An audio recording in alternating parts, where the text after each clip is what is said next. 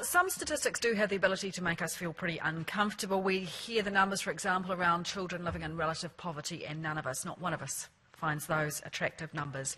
Alan Johnson's life, to some extent, revolves around these sort of numbers. In 2012, he authored a report, The Growing Divide, A State of the Nation report. He is a community activist in South Auckland, a trustee of the Auckland Community Housing Trust and chairman of Community Housing Aotearoa. He is really keen to talk to you today. In fact, he's flown from Auckland. I believe he's leaving straight after he speaks, but he was very keen to come and speak to you. So please welcome Alan Johnson, who's the principal researcher of the Salvation Army.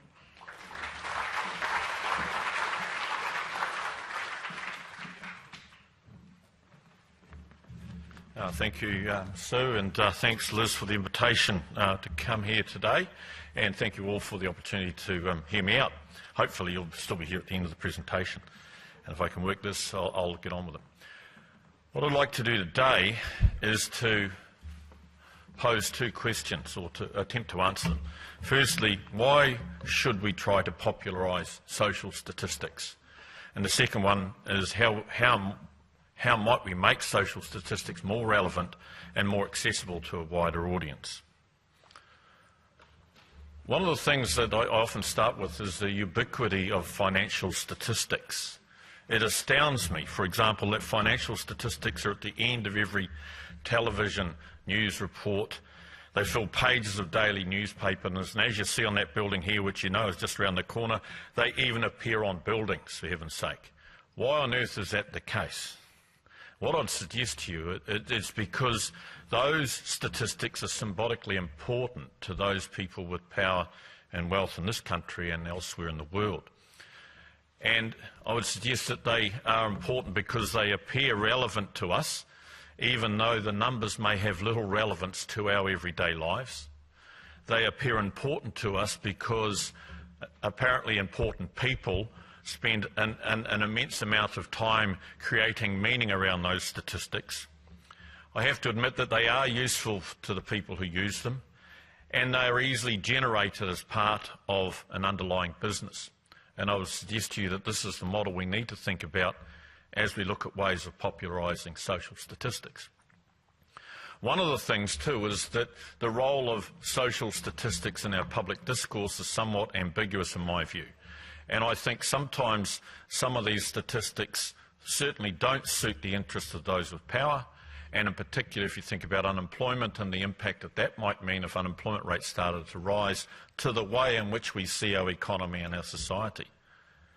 And so one of the things that we need to struggle with is, why are social statistics so ambiguous? Karl Popper, who some of you may know, I doubt if anyone remembers him, but he wrote his most significant work while a lecturer, Wikipedia says, in relative obscurity in New Zealand in the Second World War. He wrote a book called The Open Society and Its Enemies, and he said this in an earlier piece of work: there is no history of mankind, there are only many histories of all kinds of aspects of human life, and one of these is a history of political power. This is elevated into the history of the world. So if we think about history, we think about statistics, we think about the relevance of certain statistics and the lack of relevance of others, we see that we are only seeing part of a glimpse of what the whole reality offers us. One of Karl Popper's disciples is George Soros, who was, as you may know, a Hungarian investor, a very successful one. Apparently made $1 billion on betting on the pound, so he's quite successful in that respect. And this is what he says in a short essay called From Karl Popper to Karl Rove and Back. Popper failed to recognise that in democratic politics, gathering public supports takes precedence over pursuit of truth. In other areas such as science and industry, the impulse to impose one's views on the world encounters the resistance of external reality. But in politics, the electorate's perception of reality can easily be manipulated. As a result, political discourse, even in democratic societies, does not necessarily lead to better understanding of reality. And this is from a guy who's made a significant fortune by manipulating that reality in terms of markets. And so what I'd like to say is that Popper accepted that perfect or complete knowledge was unattainable, but that we could gain a better understanding of reality if we engaged in critical thinking. I'd suggest to you that critical thinking requires access to a wide range of ideas and information and to linking and comparing these. Social statistics, in my view, whether popular or not, can assist us with such critical thinking. And I would suggest too that at a more general level, access to reliable and relevant information contributes to a society which is not only well informed but is tolerant and open. And I think the Minister today alluded to that, and I would certainly support his views on that. I just want to look at giving you an example of social statistics and public discourse. Here are two causes of death over the past 20 years. The numbers, of course, represent the numbers of deaths in each of those causes since 1994. Both causes of death are somewhat preventable. I would never suggest they're entirely preventable. One has halved in number over the past 20 years. The other has remained constant. One is the subject of endless cost-benefit analysis, engineering solutions, further regulatory interventions, social marketing campaigns, and the other relies on goodwill and sympathy. One has its statistics updated on a daily basis. The other has statistics that are 2 years out of date. One is reported in newspapers, the other is ignored by the newspapers. Any guesses what those two causes of death are? Suicide and road deaths. Another idea, the reality about crime, and this is taken from a Ministry of Justice survey called the New Zealand Crime and Safety Survey of 2010. The data was collected, I understand, in 2008 and 2009. Just say that's the total amount of crime experienced. That survey suggests that only 41% of that crime, including a large percentage of very serious crime involving violence, is actually reported. Of the stuff that's reported, 32% are recorded by the police, and of the 32% recorded by police, 48% more or less is resolved. And just think about what the public discourse is around crime. It's about the prevalence of crime and people's experience of it, while the official statistics are just what the police choose to record. I would suggest to you that there is something of a mismatch there in the discourse and the statistics that inform that discourse. I think some questions need to be asked. How is it possible, with expensive and highly centralised information systems and such agencies as the Ministry of Health, and if you've ever been to hospital, you'll realise that you have what they call a national health number or something like that. Everyone has a number. So the minute you go into hospital, arguably they can find out that you had tonsillitis or a tonsillectomy when you were 9. But somehow it takes 2 years to get data out on suicide. Given the huge underreporting of crime, why does it take 5 years for the Ministry of Justice to repeat the survey? One would have thought this was of immense interest to the public discourse around crime. I think we know too that how some statistics are recorded depends quite a lot on the practices of the agency recording them. And in particular, we have to look at the police and ask them, why on earth do they only record something like 32% of all the crime that is reported? You know, maybe as public we should expect to have some answers to those questions.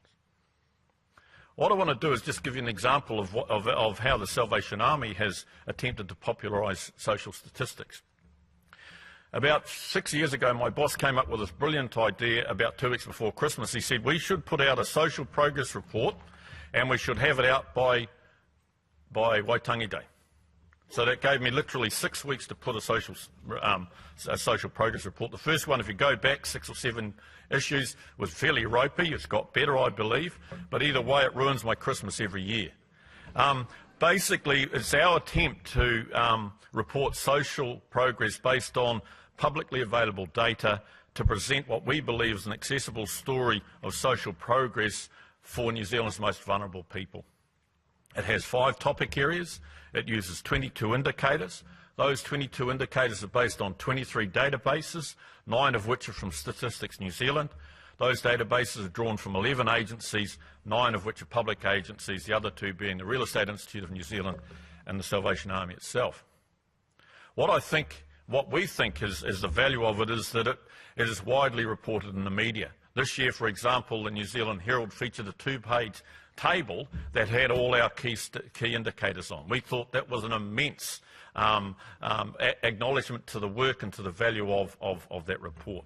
It's debated endlessly in Parliament as MPs dissect bits that are profitable to their cause or not. It's led to what we believe are copycat-type State of the Nation, State of the Planet responses during February. We think it's a great time to talk about a nationhood around Waitangi Day. One of the things we would like Statistics New Zealand to do is to bring forward the date of release of the Quarterly Employment Survey and the Household Labour Force Survey, which are critical to our data and our report.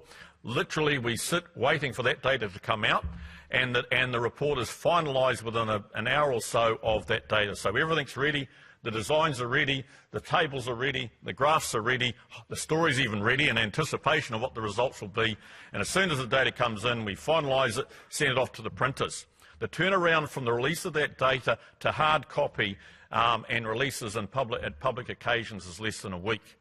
What we would like to do, though, is to bring it ahead of the opening of Parliament so we can usurp the importance of the opening of Parliament and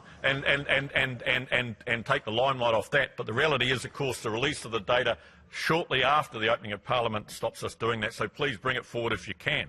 I'm certain the Minister will be rapt. What I'd suggest to you is that if we are to think about popularising our social statistics, we have 4 challenges.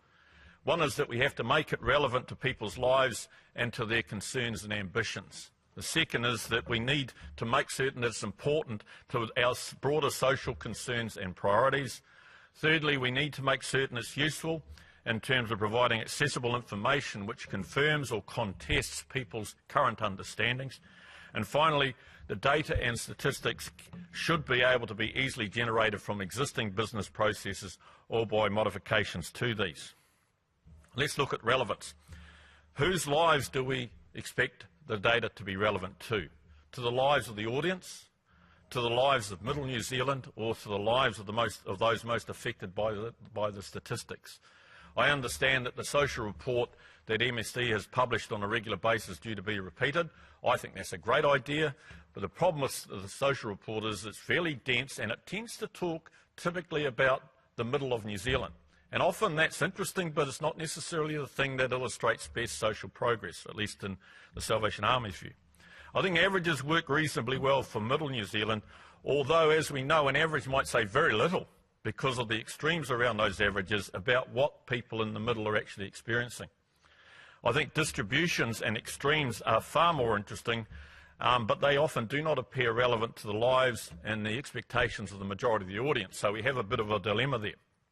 In terms of importance, I'd suggest to you that its importance is a relative judgment as it depends on your priorities and objectives and on the promoter of the data or the statistics being able to link the statistics back to those priorities and objectives.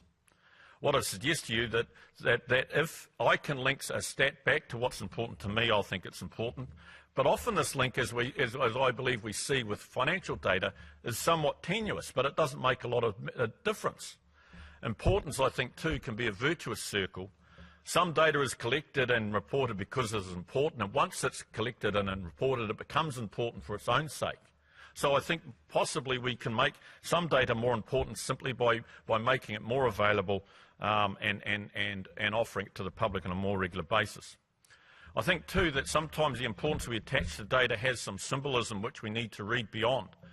This graph here shows trends in benefit dependency. The purple line shows the number of people receiving the superannuation.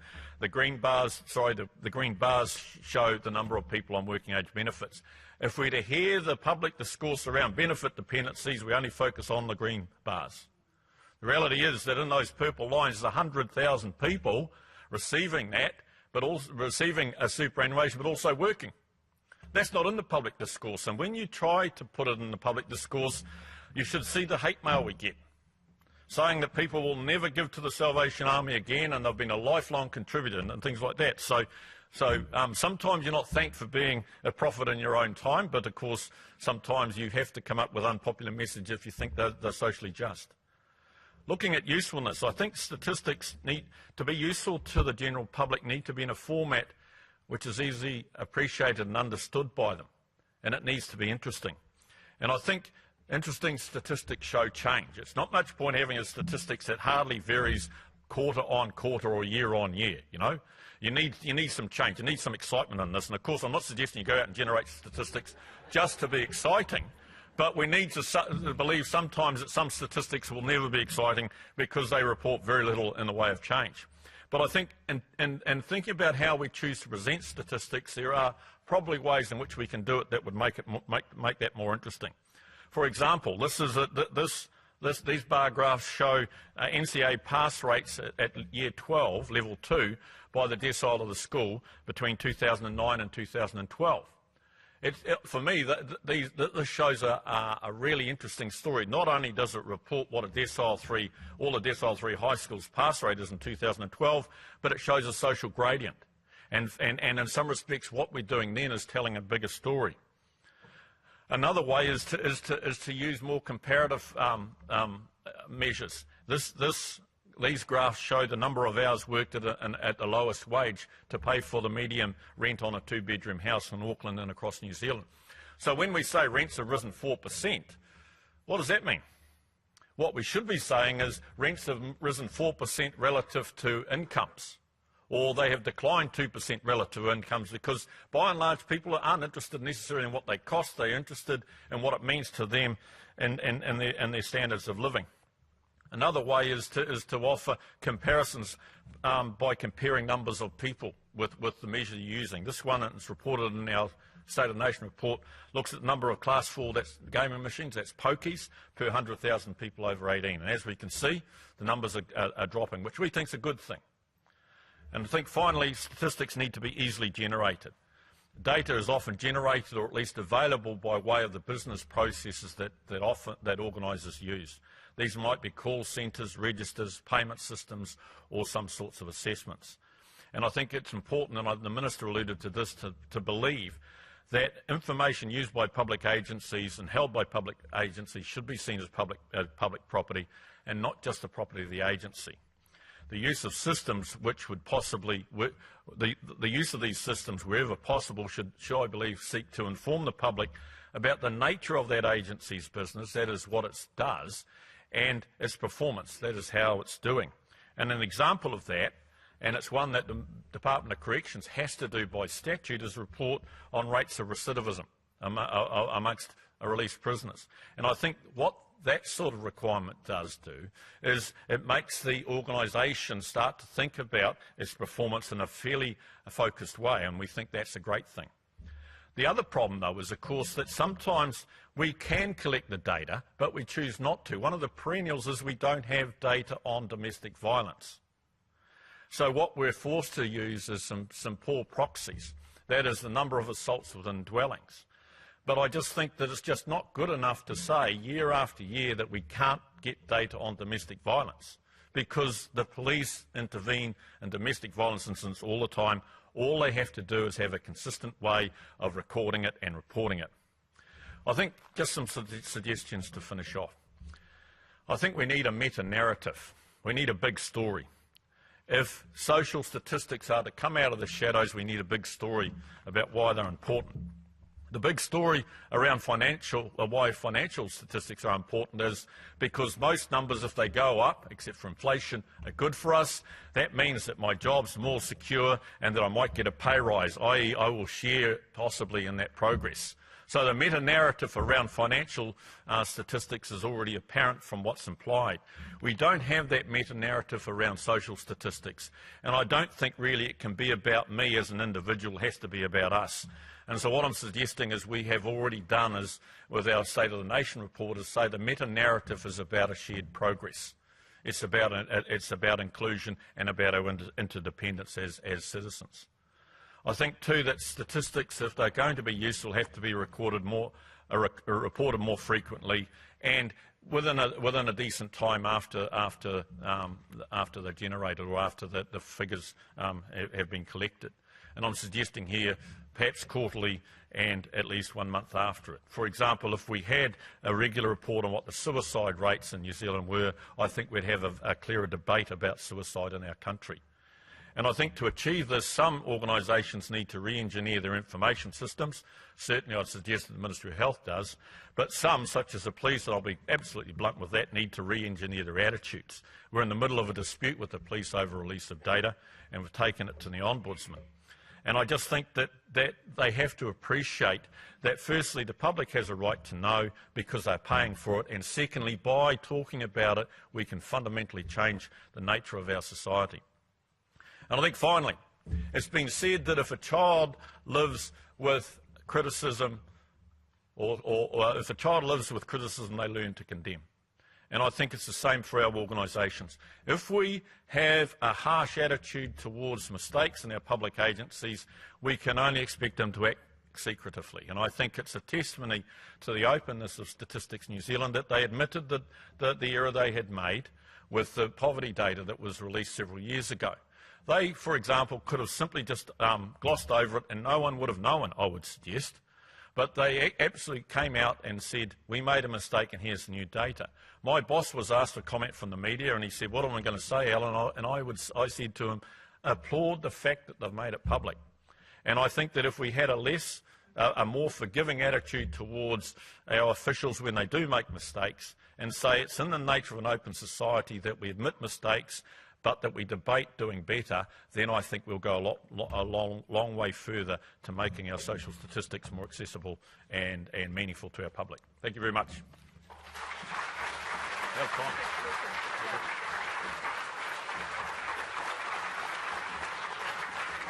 Do we have any questions for Alan? Surely there's one. There's got to be one. You know, one of the things with suicide, which I share your concerns around that, we're not allowed to report it. So there are very strict rules around reporting, so that's another thing that would have to change. But it should be reported and it should be measured, and yeah, because there is a massive epidemic. Oh, there is. I mean, just today, on the weekend, a young boy that I coached in a football team took his own life. And for our sports club in South Auckland, it's the 4th death of young men associated with that club in 2 years. We're not even talking about that as an issue, and we really do need to raise it as a public, because it's a major public health issue in my view. And I see the tragedy that it creates, and I just think it's a shame that we put it in, literally put it in the closet because it's too hurtful. And I just think we're not going to address it unless we do something more open about it.